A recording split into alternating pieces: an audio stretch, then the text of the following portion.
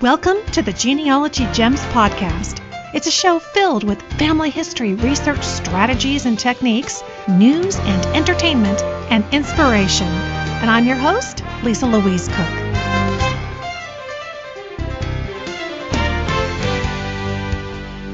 Happy New Year and welcome to Genealogy Gems podcast episode number 175. Our holidays here at the Cooke household were fairly quiet this year. I have to say that I kind of really enjoyed it that way.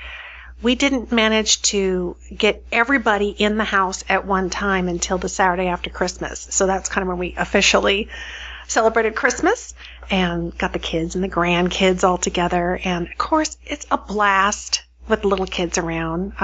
Our grandson, Davy, he's 5 now, if you can believe that. And little Joey, his little brother, is 2. And, of course, everything was over-the-top excitement with them. So they were having a blast. Joey was running around counting Santa Clauses in the house and that kind of thing. The highlight of the evening was I went outside to get this wagon that we got them for Christmas. So Bill had put it all together, and it's one of those really big green John Deere wagons, and it has the wood rail type sides around it. So I went outside and I'm bringing it in the house and reeling it in. And if you remember the movie, it was the John Hughes movie Home Alone, and remember the little boy Kevin, his kind of trademark was slapping the sides of his face and his mouth was just gaping wide open. That was little Joey. When he caught a glimpse of that wagon coming through that door, holy smokes, it was priceless. It was so cute. His hands went up to his face. Oh, he just couldn't believe it. And of course, he immediately climbed right in. So it was awesome. I'll have a picture of him in the show notes if you want to see Joey and his big wagon. But we had a wonderful time. I hope you had a wonderful holiday as well. And I'm pretty excited, like Joey was, about this episode because it is just jam-packed with all kinds of fun stuff that we're going to do today. First, Genealogy Gems contributing editor, Sunny Morton, is going to be here to announce our new book club read for the first quarter of 2015. And it's going to be a good one. The nationally acclaimed author who wrote this book will be joining us on a future podcast episode to give us some of the backstory on it. So Sunny will be here to announce that. And then, since it's January, that means that a lot of television shows are also kind of ramping back up.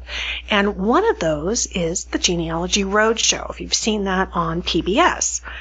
And not only is it going to be back with some new episodes, it's going to feature a new addition to the panel of hosts.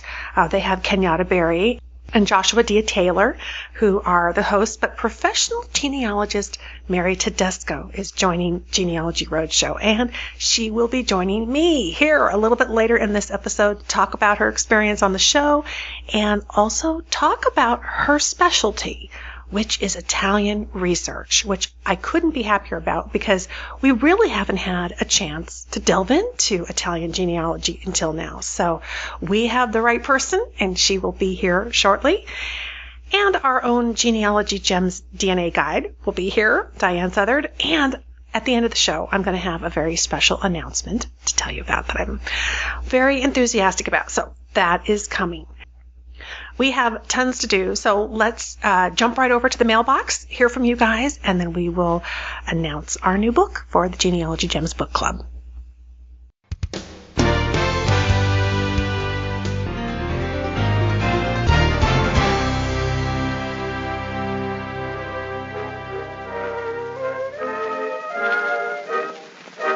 Bring me a letter from my old hometown, one with some jokes from my old pal Jim Brown. Bring me a letter from that girl of mine, saying that she's longing for me all the time. Bring me a letter from my proud old dad, who knows that we are winning, and I bet he's glad. But more than any other, a line from my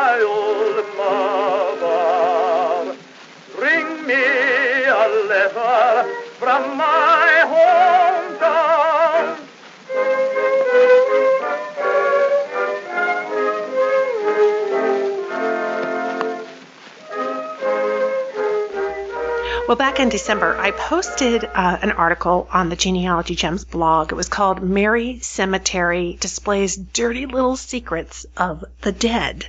I hope you had a chance to take a look at that.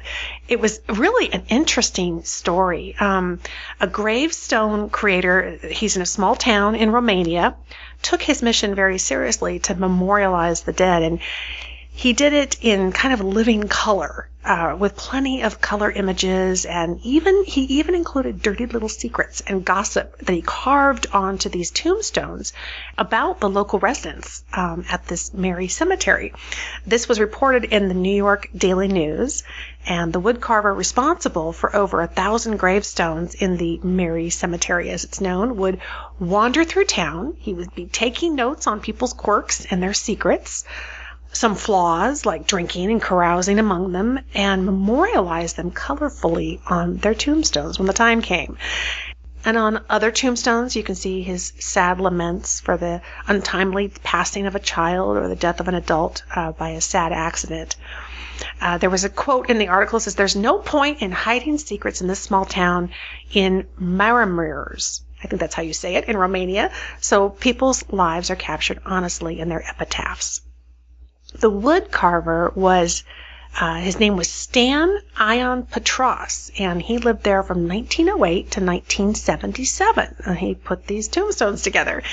And conscious, of course, of the legacy that he was leaving, and perhaps anxious to kind of tell his own story rather than have somebody else do it, as he had been doing for people, Petros carved his own tombstone before he passed away.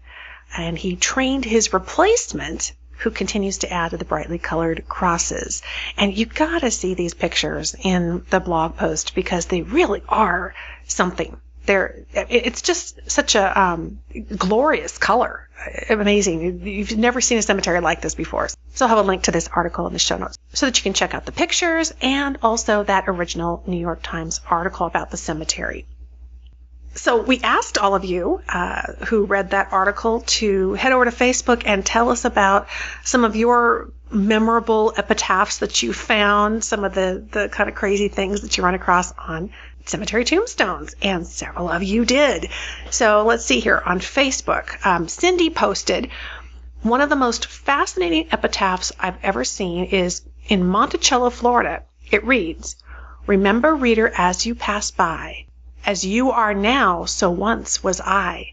As I am now, so you shall be. Prepare for death and come with me.'" Ooh, talk about speaking from the grave. She says the date of the death was in the 1800s, and the tombstone is made of metal instead of stone. Kind of different. And Jan also posted and says, "Most memorable epitaph to date that she's found. In memory of Elizabeth Palmer, who should have been the wife of Simeon Palmer, who died August 1776. And that's in the Old Common Cemetery in Rhode Island." I love that. He got on the last word on that, right?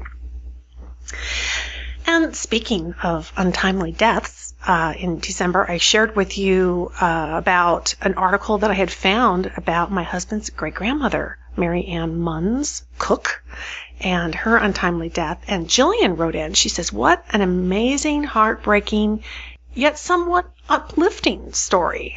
And Jillian, that's kind of how I felt about it too. So I understand what you're saying. She says, "I feel compelled to share a similar struggle on my family tree." She says, "It is a bit long, so I'll have a link in the show notes so you can check out her blog, burgessgenealogy.wordpress.com, and you can read the whole article." But she says, "The shorthand version involves my great-great-grandmother being widowed by the Spanish influenza and her children being taken from her by a corrupt politician who uses his connections to incarcerate her in an insane asylum to gain control of her late husband's property and mineral rights." Yikes. She survived it miraculously and went on to live a happy life, even getting to see her great-grandchildren being born. My grandmother told me that her father was forever changed by what his mother endured, and he was the most forgiving man she'd ever met. It reaffirms your statement that bad things may happen, but you don't have to let it determine your outlook or your path. Much love to you and your family for overcoming and living out a legacy that recognizes the struggle and the acts involved in overcoming. And I appreciate that. I think that it was amazing in our case how the story just kind of got buried with her, if you will. I mean, we just never heard a thing about it. And yet, I love that Raymond didn't let his mother's suicide kind of change the course of history forever. I mean, certainly, I'm sure it changed him, but he kind of took the reins and decided how he was going to respond. So I appreciate that. That's an amazing story, Jillian, that you're sharing from your family. So I appreciate you writing in. All right. Well, I have lots of other emails here, but I have so many things to share with you today. So I'm going to hold on to these. I always love when you guys write. So do keep in touch. You can email me at genealogygemspodcast@gmail.com. I don't always get a chance to share all of them or reply personally. I try, and I do read them all. So keep them coming. All right. Well, coming up next is the book club, and we are going to keep it coming with our brand new book for 2015.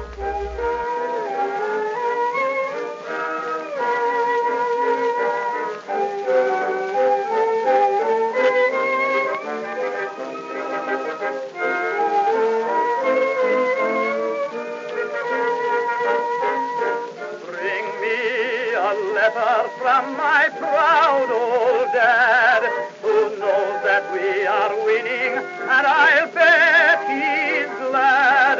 But more than any other, a line from my old mother. Bring me a letter from my hometown.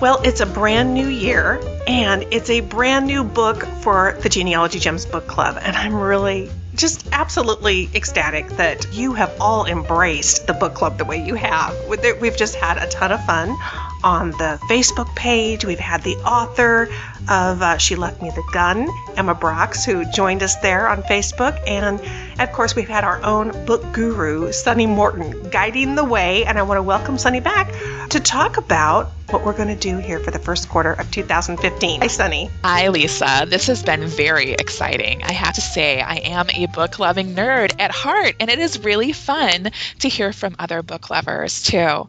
So our last featured book, She Left Me the Gun, was a memoir by a woman raised in England who researched her South African past.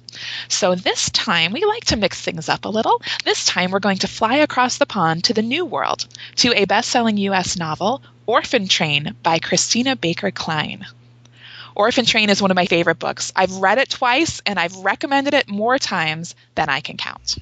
And, this is a book that I have heard about so many times, and I haven't read it. So I am going to be the first person lined up to get a copy and read the book. I've just heard amazing things. So tell us kind of about how you came to pick it and what you think. Sure. Well, first, let me say I thought a lot about whether a genealogy book club, which is based on researching real history, should use novels in it. Yeah. But, we are three-dimensional people. We're not all fact and no fun, right? Right. I've loved historical fiction from the time I was a kid, and I'm guessing that I'm not the only one in the family history audience who loves historical fiction.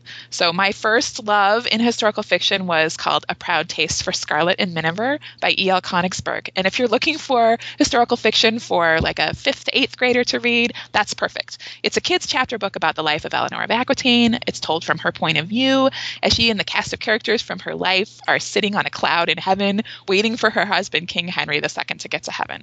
So the reason I mention that is that children's novel bred in me this love for reimagined history, in which the true stories and lessons from past lives are repackaged in a way that's meaningful to us, in a way we're willing to listen to. I think to me that's the value of historical fiction. So on to Orphan Train. I'm guessing that many of you have already read and loved it. If you have, raise your hands for us on the Genealogy Gems Facebook page and tell us so. If not, here's a little bit of an intro for you. Orphan Train follows the story of a woman who became known as Vivian. She was an Irish immigrant girl with a totally different name who entirely lost her family and then was forced to ride the orphan train. So the orphan train, Lisa, are you familiar with the orphan trains? Because some people are, and to others they're new. Well, I've heard about them, particularly in Canada. When I was up in Canada doing some speaking engagements, and there were several people who had ancestors who were on the orphan train. But, that didn't ride into my family tree, so I don't know that much about it. Tell us. I will. And yes, I've heard about the Canadian orphan train riders too. So this was an early, very special urban brand of foster care. At least in the U.S., it was based out of New York City. I'm not sure where the roots of it were in Canada. But the idea was that homeless or neglected street children were gathered up and put on trains out to the country. They advertised ahead of time, the organization, and these were charitable organizations that ran this. They advertised ahead of time that they would be stopping at these little rural railroad depots where essentially each of the children was lined up and local residents could come and pick the ones they wanted to take home. Essentially, the children were advertised as free labor sources for farm families. It's hard to imagine in this day and age that something like that happened. And I mean, I'm sure for some, a positive outcome came, and I'm sure for others it did not. So I can imagine. We get a sense of that mixed bag of results here with Orphan Train. So Vivian rides the Orphan Train, and we follow her life through childhood, through some really challenging placements with a few families, but then into her young adulthood when she is still trying to sort of create an identity for herself. And then the book sort of jumps ahead in time to when she is a 91-year-old woman, and she meets Molly, a teenager in today's foster care system. Which adds a whole new dimension to it. It makes it very personal, I think, to people living today, very relevant. Molly comes to Vivian's house to help her clean out her attic because this teenage girl has gotten herself in trouble and she needs some community service hours. So Molly thinks this old lady, Vivian, could have absolutely nothing in common with her, not knowing anything about Vivian's own trials as an orphan rider in the early foster system. Wow. I mean, that right there, that kind of bridges that gap between, like I said, trying to imagine that happening today, and yet we do have our own versions of it. And, oh my gosh, it sounds riveting already. So what makes this a really good read for genealogists? How did this come onto your radar for the book club? Good question. To me, the core of the story is really about family identity, which is what we all look for when we're doing our genealogy. Both these girls were separated from their families at a young age, and they were essentially told their past wasn't good enough and that they were sort of rebooting their lives from scratch, and they were starting their story over right then, often with new names, new parents, new families, new stories. And, you can't do that to a person without serious consequences to their psyches. Right. So this book reminds me, as I read it and then read it again, how important it is that each of us has a storyline from the past that existed before we were born and brought us to who we are today, and that it's perilous to break that story up or to be ignorant of it. Mm-hmm. So to me, that's the crux of what makes this so compelling for someone who loves family history. The author spent a lot of time with the real stories of people who have lived in foster care or who rode the orphan trains so that the book would be, sort of an authentic representation of the feelings, even though it's not wholly factual, wholly based on one particular person's life or two particular people's lives. So the orphan train history itself is so fascinating. And this, I think, is a great way to be introduced to that chapter in history. So the book is Orphan Train by Christina Baker Klein. You can find a link to purchase it in the show notes for this episode. And next month, I will be back on the show with a few more suggestions for fun things you can read if you've already finished that, and a teaser from Orphan Train. And then in March, we will welcome Christina Baker Klein to the Genealogy Gems podcast for an exclusive interview for genealogy audiences.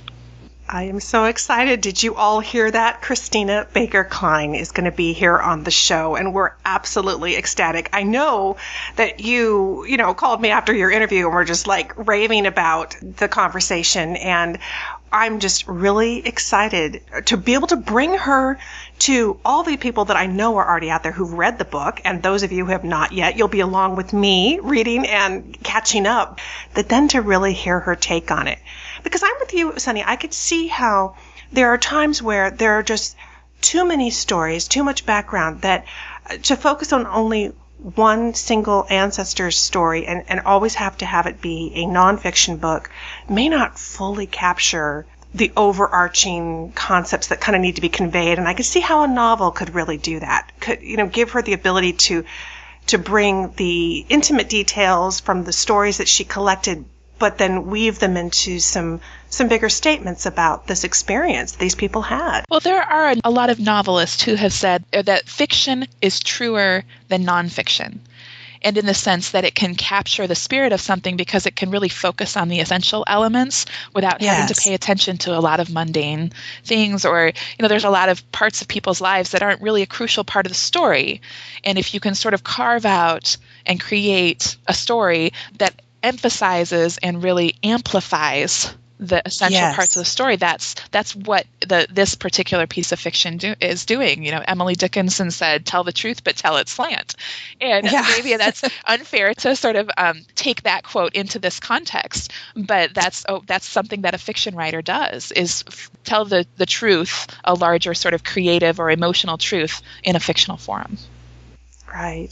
Well, here we go. We're going to launch January 2015 with Orphan Train by Christina Baker Klein. And if you want to pick up a copy, we love that you guys have all been using the links on the Genealogy Gems website. So head to genealogygems.com and click Book Club, and you'll find the book listed there. We'll have a link for you. When you use our links, you're helping to support the free podcast. You still have all the flexibility to buy it as an ebook or get a print copy or buy used copies through Amazon.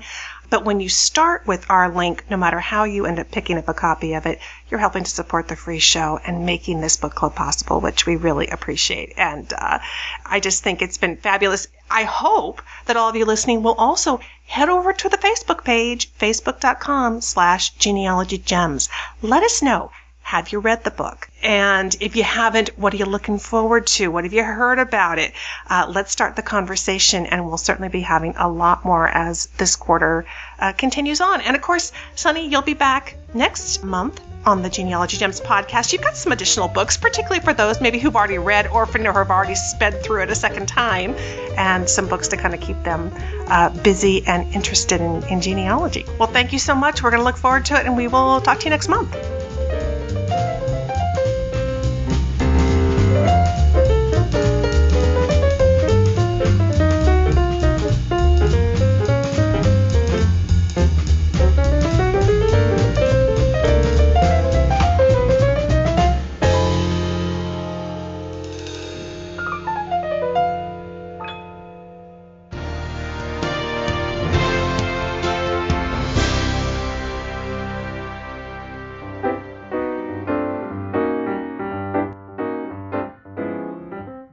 I always advise people to keep their master family trees at home on their own computers, not online. The family tree software I recommend is RootsMagic, and I'm pleased to announce that RootsMagic 7 is out, and it's better than ever. Now, what do I love most about this new update? It's got to be the automatic hinting feature. It's like Google Alerts for genealogy websites. RootsMagic now automatically searches sites like Family Search and MyHeritage for possible matches to your tree. You're going to see light bulb hints appear whenever a match is found. Clicking a light bulb will open a web browser with matching records. They've got new accounts that let you easily publish and maintain multiple trees online, whether publicly or privately. And data management is easy with the new Data Clean feature that helps you quickly find and fix possible problems with names and places. Or use the File Compare feature to look at two different trees side by side and transfer information between them. These are just some of the dozens of new enhancements. You can give it a try right away with no risk with the free edition called RootsMagic 7 Essentials. So what are you waiting for? Go to rootsmagic.com. You'll see pretty quickly why professionals and beginners alike choose RootsMagic.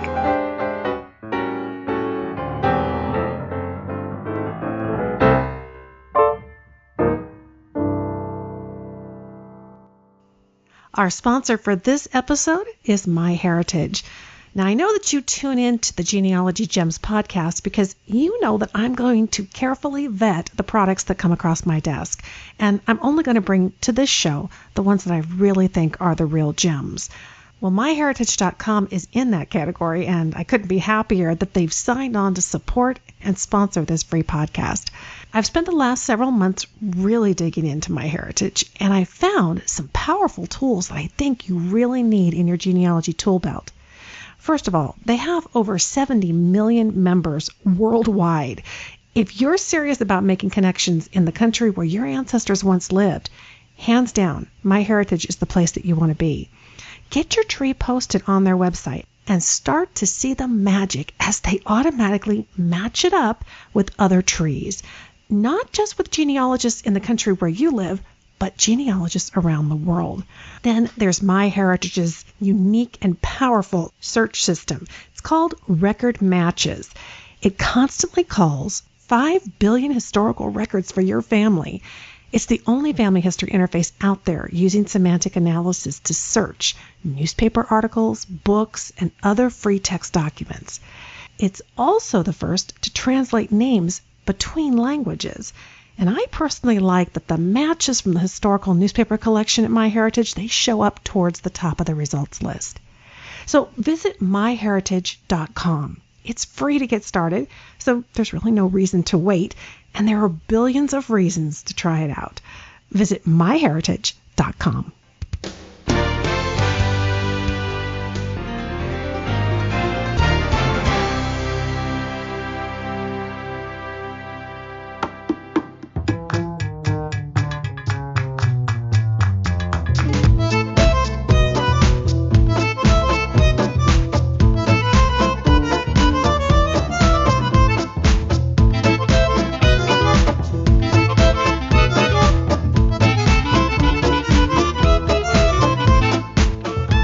TV series Genealogy Roadshow is entering its second season on PBS, and there's a new addition this time around as Mary Tedesco joins the team.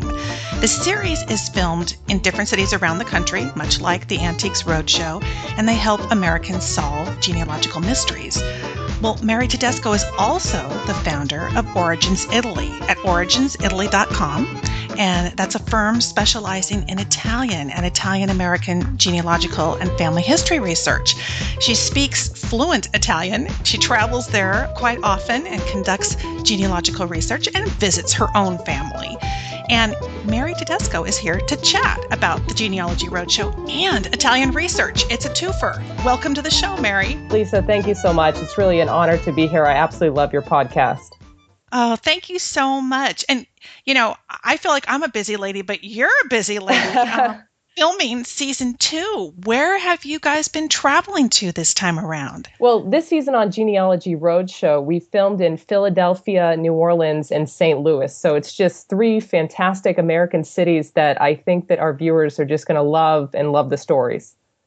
Oh, fabulous. Now, I know in the past, first season, which debuted in 2013. It was Kenyatta Berry and Josh Taylor, and who've been here on the show. How did you come to join Genealogy Roadshow? Well, Josh and Kenyatta actually recommended me when the producers said that they were looking for a third person. And obviously, when I met the team and I got a chance to speak to everybody, it was really a no-brainer to join the cast, to join that team, because everybody in the team is so wonderful to work with. And Josh and Kenyatta are just fantastic. And, you know, I love them very much. So It was just kind of a no-brainer for me to come on the show. It's really a sincere pleasure to be on the show. And one of the coolest things that I do, quite frankly. Well, now you've come in second season. How was it kind of being the new kid on the block? Do you get involved with the research itself, or are you more in the host mode of bringing the results of the background researchers to the audience? Well, actually, we do a bit of both of those things, the 3 of us, but I really couldn't have transitioned so smoothly without the help and advice of Josh and Kenyatta and the whole production team, because they've been so wonderful in giving me very constructive feedback on how to get better and really how to present this on TV, that is the stories to our guests, in a very positive and meaningful way. I couldn't have done it with, great backing and support from the production team, everyone at PBS. They've just been absolutely phenomenal. That's awesome. I know in talking to the folks who do Who Do You Think You Are and some of the other shows where there's a lot of research behind the scenes, the challenge with television, of course, is how fast paced it is. And you only have this finite amount of time to try to convey the story and the research behind it. How is that for you as a genealogist? Is it a little frustrating to not be able to go into all the details? Well, the fast-paced environment that we conduct the research under is so cool, and it's just a constant adrenaline rush. And frankly, I really, really love it. We utilize the best local experts that we can find, and when on-site research is required, we tap other professional genealogists to assist our research team with that. So there's an incredible amount of thought and care that goes into researching each and every story for each guest on Genealogy Roadshow. It's a very special thing to me, and I know I share from the whole research team that we just love doing it. It's a sincere pleasure. Well, and as I mentioned, it's a condensed offering on the screen, what we're going to be able to see. How much time do you get to spend with the person that you're sharing the story? And then how much time in comparison might we see in the final edit? Well, depending on the story, and we're talking about, table stories or the longer stories, we would film anywhere from maybe about 45 minutes or an hour, depending on the actual story itself. And then it gets edited down at the producer's discretion, of course, to anywhere between 5 minutes, 8 minutes. It really depends on the story and what's there. So obviously there's a lot going on and a lot of information being conveyed that is absolutely condensed for a TV audience. So that's something really important to keep in mind as a viewer. It's just there's so much more that goes into it. And then we do present select things for the television audience to put on TV, which is just a really cool process. Right. Just kind of some of those highlights to show what's possible. And I think that's really what the show does, is it kind of it gives people a real look at what's possible, particularly those who aren't into family history research. Exactly. Do you find that? Are you finding people who are saying, gosh, I didn't think I was going to do that, but now I'm kind of interested? Oh, absolutely. I mean, Genealogy Roadshow, one of the things I really love about it is it proves that everyone has a place in history, and you don't have to be famous to be remarkable. Because, Lisa, I'm sure you'll agree that each of us have really incredible stories in our family history, some of which we may not even know about yet, which is really where Genealogy Roadshow comes in. And that's, I think, also what sets it apart. You're not dealing with celebrities. Correct. Tell us a little bit about how these folks who are participating are selected, and how do you decide which story you're going to pursue? Absolutely. So to find the participants for the series, the producers sought out a diverse mix of stories from Philadelphia, New Orleans, and St. Louis. They really found people that wanted to learn more about their families, their family histories, and ultimately themselves.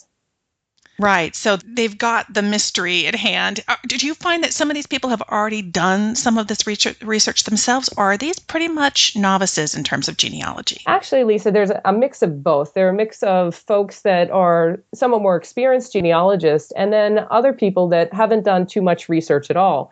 So Genealogy Roadshow has really embraced the best of those two categories of people, which is really exciting.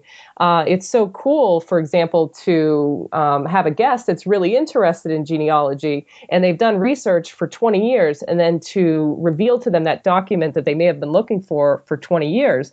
And then just on the other end, to be able to present something to somebody that may know next to nothing about their family history, it's just equally exciting and awesome for them. When you're uncovering stories for people, obviously we all have skeletons in the closet, but it was interesting. I was thinking, one person's skeleton is also another person's skeleton, and that may not be the person who sits there in front of you at the table, who maybe hasn't decided that they're all that comfortable with that. How do you cope with sharing that information because it's relevant to your guest, but also with the sense that in the back of the mind, there could be viewers out there who are actually related, who either may or may not be comfortable or may not agree with what you find? Well, on Genealogy Roadshow, obviously, I guess if there is a sensitive subject or perhaps a difficult subject, we approach it with the most respect that we possibly can, because we are sensitive that some facts or some details may or may not be received well by the guest, but we present everything, every single story with the utmost amount of respect, both for each guest, for our viewers, and everyone involved. I mean, that's really how I personally approach it, and I know that Josh and Kenyatta also do. Yeah, absolutely. Now, I know there's the website. There's a companion website that goes along with it. Will people find additional items? Do we get some of those outtakes and some of the extended footage, or what's going to be available to us on the website? Well, I know that the producers and the PBS team have some great things in store for us. We will be adding content to the website leading up to the actual broadcast. So I would encourage viewers to check out genealogyroadshow.org and check for updates, because we have some great stuff coming. And I know that there will certainly be clips and various previews leading up to the premiere, which is on January 13th on PBS. Check your local listings. Exactly. Now, you did 3 episodes. Have you heard yet? Are there going to be more in the works, a new season, or maybe a longer season? Well, Lisa, we actually did 3 cities, but it will turn into about 6 episodes. So we did. Oh, fantastic. Yeah, so there's even a little bit more of that. So that's what we know at this time. And, really, we can't speak to future seasons or so forth. At this point, we just don't know. But obviously, being an optimist, I hope for many wonderful things for Genealogy Roadshow in the future. I think it's a fantastic project and a great show. Exactly. Now, finally, I'm sure people are listening. They're thinking, oh, I'd love to do that. How do they get to find out about what cities you might be going to in the future and how maybe they could participate? Well, I would definitely encourage everybody, if they have a family story or a curiosity, or they may be related to a famous person, just any type of interesting thing, I would encourage you to go to grcasting.com and submit your story. Oh, perfect. Okay, we'll have a link to that in our show notes for this episode. Now, let's switch gears a little bit to Italian research, because I know that is your specialty, and it's really not a research area that we've tackled yet and really devoted time to here on Genealogy Gems, and so this is a perfect opportunity. When someone is ready to tackle their Italian ancestor, maybe they've known that there's that branch of the tree, they just haven't known where to start, and obviously the goal is often to get back to the old country. What do you recommend are the first steps that someone needs to take in order to pursue Italian roots? Well, tackling it, say, for Italian Americans, we have to do a lot of research in American records in order to find our Italian origins. So I would encourage people to attend lectures, to view webinars, to really get educated on the best ways to go about this research. And I've actually written a couple of blog posts about that, which they can find links on the Origins Italy website. But you really want to exhaust every possible resource to find your immigrant origins, whether it be passenger lists. Sometimes you find clues in census records, obviously, for immigration, naturalization records, any vital record that you can find, both for the immigrant, the spouse, and all of the children. Don't leave any stone unturned. And also, as Italian Americans, many of our ancestors, aunts, uncles, whoever, they were members of the Sons of Italy. And a lot of those records are coming online. And these can be great clues and also contain information about your ancestral town, which is pretty exciting. Oh, fantastic. Now, Sons of Italy, is that like an ethnic organization that they would have joined here in the U.S. Correct. To kind of be together in a community? That's correct. Okay. So the local one here in Woburn, Massachusetts, both of my great-grandparents, my grandparents, and a bunch of my aunts and great uncles, and basically everybody was a member of the Sons of Italy organization. And on their application forms, they actually put their actual ancestral town where they were from. So maybe that wouldn't appear on a birth certificate, or maybe you can't find it on a passenger list because they came over in a period where they were not writing the ancestral town on the passenger list. This can be kind of an alternative resource for finding these origins. Would those always be first-generation immigrants, or would their descendants also join that organization? Both. I would definitely say both could Fantastic. Still, and did join that organization. Okay, wonderful. So in a sense, it sounds like the foundation of the work that you do is much like we would do with anything else, with Germany or Ireland, where you're looking at the census records. We're working our way backward. We're looking for naturalization, the passenger list, the census. Hopefully, between all of these, we're going to find that village name. And before we jump the pond, now obviously many Italians were Catholic. Would the Catholic Church have records in the U.S. that we might tap into? Yes, absolutely. And this is just encouraging all folks to conduct a reasonably exhaustive search. If you're able to obtain parish register records like baptisms, marriages, and even death records, which are church records, there's a lot of information. For example, witnesses or godparents to a birth, a christening. These people could have potentially been from the same ancestral town as your ancestors. So especially when you're having trouble perhaps locating your own ancestral town, check Elizabeth Shown Mills' fan club. Who was around this particular immigrant? Who were the neighbors? Who were their friends? Who were the witnesses on baptisms? Just explore every option, and no matter what, never, ever give up. Because I believe with enough determination, you can always find your answers. Exactly. And people obviously congregated together. Correct. They didn't just everybody hits the wind and never looks back, but they tended to, you work together with people that you can speak the same language and all that. Totally makes sense. Exactly. So hopefully we jump the pond, and I did a little bit of quick, looking into, I checked out the Family Search Wiki, which has a great Italian research page, and it said that Italy is subdivided into 20 regions. Correct. But records are at the town level. Now, that's a little different for many of us who have maybe worked in other countries. Talk a little bit about that. What's unique about getting your hands on records in Italy? Well, there are many things unique about international research, and specifically Italy. I always say there are over 8,000 ways to do Italian genealogy. That's one for every single town in Italy. Oh, boy. So, sometimes the records are only found in the town, and that's your only copy, especially, say, for example, if it hasn't been microfilmed by the LDS Church. That copy of the civil records could be the only copy. In some cases, there's a second copy that's also found at the state archives, Archivi di Stato. So what you want to check first is whether, we're just talking about civil records here, but are there civil records available in the town, and is there a second copy at the Archivio di Stato for the province that your ancestor was from? So there may be an alternative in many cases as to where to consult these records within an archive, which may or may not be more easily accessed or have open research hours and so forth.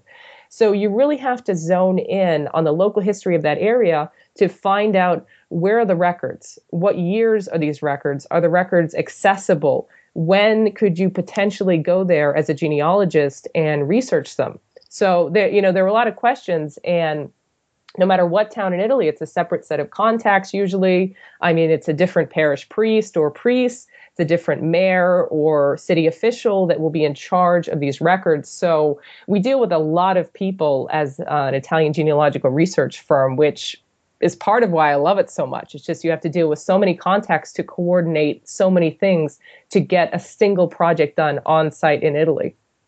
Yeah. And Mary, you're making such an important point, one that I've tried to drive home before on the show, which is that we're not just researching our ancestors, we are researching the locations and the record collections. If we don't understand the history of the record collections, then we could be putting a lot of effort into something that either doesn't exist or isn't available or is available somewhere else. So I love that point. And it really applies, doesn't it, across the board? Oh, it absolutely does, because essentially you have to know somewhat Italian history to determine whether a record collection exists in a certain time period or not.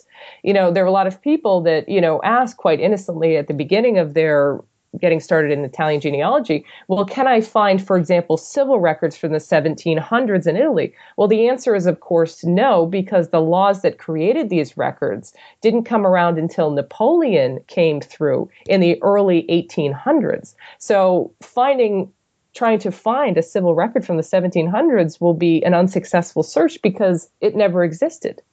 Exactly. Well, now, I couldn't let you go without talking to you about your own research. I know you have Italian roots. What's been your experience? You said that you've traveled over there several times. We're going to have another guest on the show who's a longtime listener who went over and had an opportunity to visit the town, talk to the mayor and get the records.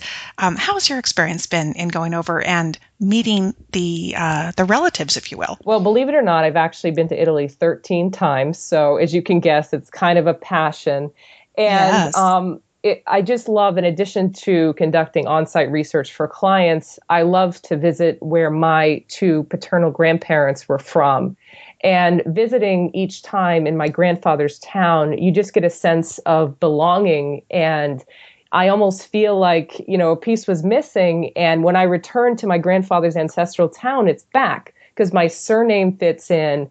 The roots of my family's cuisine are still there. I can walk the streets where my grandfather used to play as a boy, see where he was baptized, see where he grew up, and the houses around that.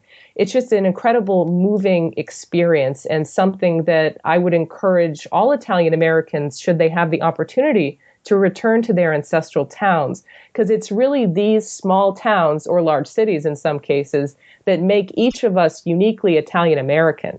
And no matter who you meet, they have a distinct combination of how they're Italian American. Maybe they have an ancestor from Puglia and another one from Sicily, or maybe they have one from Calabria and another one from Tuscany. You'll find that talking to people, everybody's Italian American mix, I guess you could call it, is unique. And that's part of what makes my job so exciting, is every case is unique, and it's just so much fun.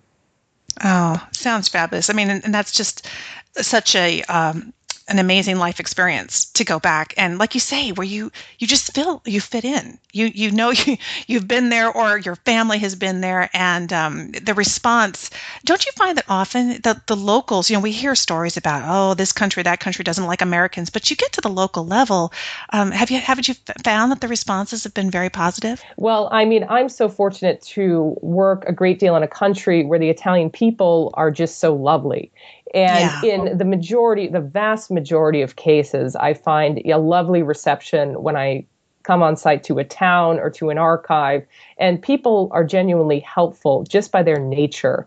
And to me, that's really a gift, because as genealogists, sometimes we find situations that are more challenging, and sometimes we find situations where it's just a pleasure to conduct research there. And I can say really for the vast majority of the cases, it's just really fun and intriguing. Yeah, absolutely. Now, I mentioned that I checked out the Family Search Wiki and their Italian page. Do you have any other couple of favorite websites if somebody's been listening to the show and they think, okay, I'll put an hour into it. Let me do a little bit of my own homework online and then try to move forward from there. Where would you suggest that they go? Well, I would suggest, Family Search is obviously a great place to start, because hands down, they have the most digitized Italian records, and obviously the microfilm of Italian communities, from small communities to very large cities. So the first thing I would really check is whether your ancestral town has anything microfilmed from Family Search. Because I talk to a lot of people, and I always encourage them, don't go all the way to Italy to research records that we have in Salt Lake City or you can find online. Go to Italy to research records that we can't get here in America and we can't access here in America. It'll just really give you the best value. So definitely start with Family Search. And once you've exhausted the records on microfilm and digitized, it's likely that your research may have to move onto the ground in Italy. Exactly. Well, and certainly if you want assistance with that, originsitaly.com is a fabulous place to visit. And you can check out Mary's work and her team that does Italian research. And we'll have links in the show notes for all of the items that we've talked about. And of course, Genealogy Roadshow, which premieres January of 2015 on PBS. Mary, I'm so glad to have had you on the show. I hope you'll come back again. Thank you so much, Lisa. It would be a sincere pleasure. I appreciate it.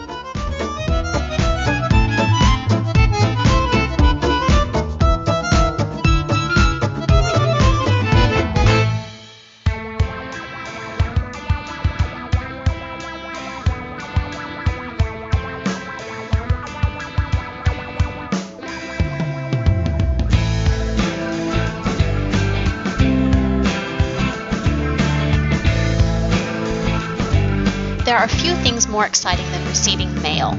I I thought letters were best, but I was unexpectedly just as excited to begin receiving mail from Genealogy Gems listeners. This is Diane Southard, your DNA guide, with a genetic gem to keep you up to date in the world of genetic genealogy. I recently received a letter that I would like to comment on. For those of you who listened in recently as we discussed the new DNA Circles feature at Ancestry, you'll remember that I was mostly optimistic about this new change and felt that it shows that Ancestry is trying to implement tools to help make genetic genealogy more successful. However, it is worth mentioning that Ancestry DNA is still lacking one essential feature. It is known in the industry as a chromosome browser. I am a huge proponent of the chromosome browser as an essential tool in genetic genealogy. I agree that it should be part of any genetic genealogy experience. A chromosome browser allows you to see the actual physical locations on the DNA where you share with others. Knowing this information can help you in your analysis of your relationship and help you make connections with others who may not have an obvious connection to your family tree. It essentially provides the answer to your question of what now? You know, when you log into the testing company, you see all these people that are your genetic cousins, but either they don't have a family tree or you can't immediately see a connection in your tree, so you aren't sure what to do next. Part of the answer is in the chromosome browser. The genetic genealogy community as a whole is up in arms about Ancestry's lack of a chromosome browser. I have been in meetings with Ancestry, and they do have their reasons for not providing one, with privacy being paramount in their minds. The idea that we can have quick and relatively inexpensive access to our entire genome is a daunting thought. We can't possibly know what will lie ahead in the many industries implementing this amazing scientific advancement. Ancestry is just trying to be forward-thinking. I too feel that this makes them seem like an overprotective parent that keeps their child in the house at all times behind two padlocked steel-enforced doors just so they won't wander out into the street and get hurt. And it is very frustrating. But on some level, I do understand their perspective. They have a very long-term perspective. They are planning and thinking about where this technology will be not just in 5 or 10 years, but 15 and 20 and even 50 years. At that time, we will surely have moved away from the SNP testing we are doing now to full genome sequencing. At that very high level of comparison, there will be many things that a chromosome browser could reveal about our health. I think with the implementation of DNA Circles, Ancestry is trying to create tools in the areas where they're comfortable and actually capable.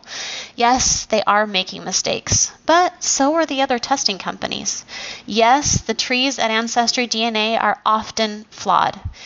And remember, they did release the DNA Circles as beta, which tells us they know they have work to do. I have read many concrete accounts of how this tool is making mistakes, but they're in uncharted territory here. No other company is trying to so fully integrate traditional genealogy with genetic genealogy, and there is something to be said for that.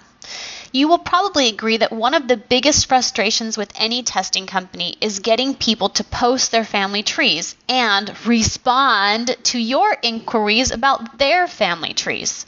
By making inclusion in the circles contingent upon having and linking your sample to a family tree, even a flawed one, it does encourage more people to post public trees. Of course, it does completely ignore anyone without a family tree. Again, frustrating. But the letter I received did bring up an interesting point about the limitations of all the companies, and in upcoming episodes, I'll be exploring more about setting realistic expectations when it comes to DNA testing. In the meantime, keep the mail coming. You can always reach me through the Genealogy Gems or more directly at guide@yourdnaguide.com.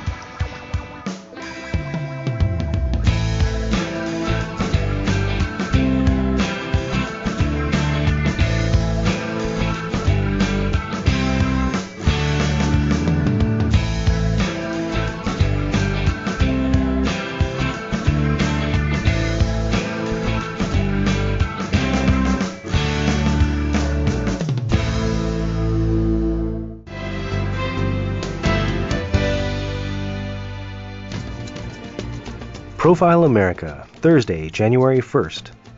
The place where many of our ancestors first stepped ashore when they came to America seeking a new life opened on this date in 1892, Ellis Island in New York Harbor.